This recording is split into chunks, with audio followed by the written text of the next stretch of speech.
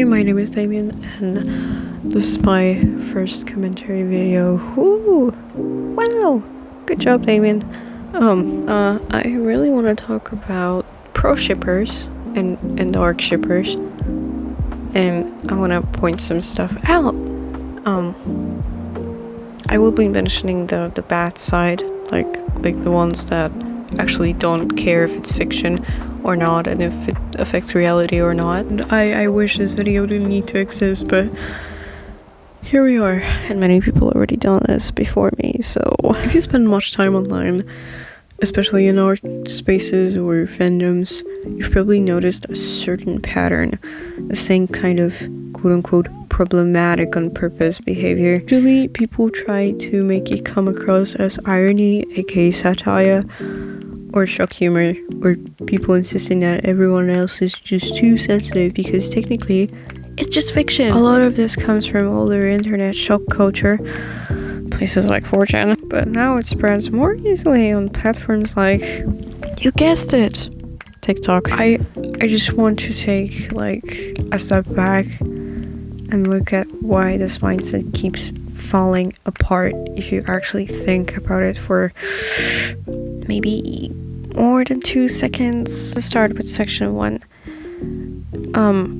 What problematic on purpose / edgy really means. When someone calls themselves problematic on purpose or edgy in those spaces, it doesn't usually mean that they're smart or cool. It actually means I want a reaction, and I want it fast. While the content isn't mostly the point, the response is. You see it mostly in shock art, emoji combos, and disgusting statements, but they're designed to toe the line but still stay deniable. The pattern is always the same. Provoke, wait for backlash, and retreat into satire. If people agree, it's validation. If people object, they're overreacting. Not because the criticism is unclear, it's just easier than stopping the performance. That brings us to section 2. Fiction doesn't affect reality. It's actually my favorite. This usually is where the conversation stops. It's just fiction. Fiction doesn't affect reality. It sounds great, doesn't it? It sounds final, sounds intellectual enough that people won't always question it. But that is not really how humans interact with stories or media. Art reflects values, right? It reinforces norms. It tells us what's funny, what's acceptable, and what we might excuse. No one is saying fiction directly turns someone into something else. For example, if you play a violent game, you turn violent and try to unalive people on the streets. But what is the repeated exposure that changes what feels okay, what's funny, what's acceptable to dismiss. It's actually really similar, if not the same, as the brain rewiring. It's when you have certain opinions, but you start to hang out with a group of friends, and those friends have a different opinion, and the more you hang out with them, the more your opinion starts to change. Your brain has been rewired. And people defend harmful ideas just because it's fiction. They're not being neutral. They're revealing what they personally think it's okay to overlook. And the section 3 is the coping mechanism contradiction. It's short, but I really love this one. And it really gets interesting because right after you hear fiction doesn't affect reality, people often say this content is a coping mechanism. And that's a little contradictory, isn't it? Something can't be emotionally meaningless and emotionally helpful at the same time. Coping mechanisms work because they do affect you. They shape how you feel, what you rehearse mentally, and what you're okay with. And someone says, it doesn't affect reality, and also, this is how I cope. What they're really saying is, this affects me, but I don't want to think about how it affects anyone else. That is not a misunderstanding. That is a choice. And section 4. Irony as armor. Irony, aka satire, used to mean layered meaning. Subtle humor, now it's mostly a shield. Say something disturbing, seriously, and it's a problem.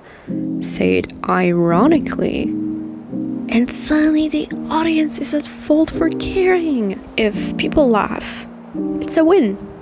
If people object, they're too sensitive. The speaker doesn't have to clarify what they believe, but the impact still lands. But the point is, satire or irony doesn't erase harm. It just removes accountability. And over time, it trains communities to tolerate things they otherwise wouldn't. And why this keeps getting rewarded? Because platforms don't reward care. They reward engagement. Shock spreads faster than the context.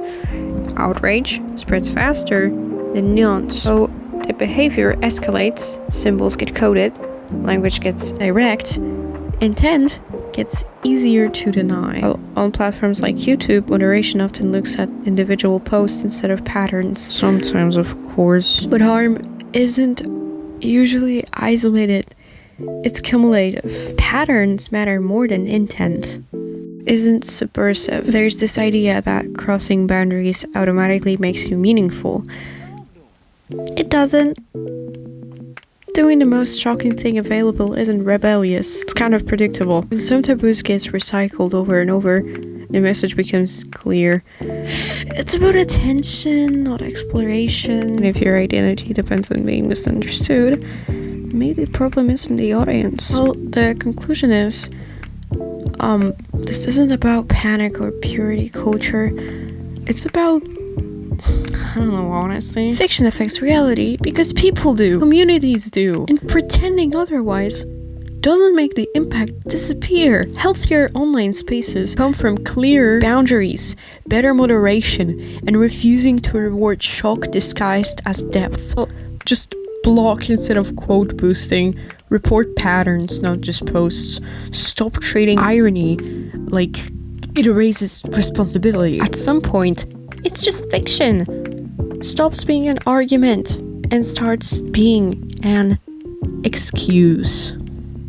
Well, that was a rant, I guess. Well, I hope I didn't bore you to death. That's it. See you in the next video.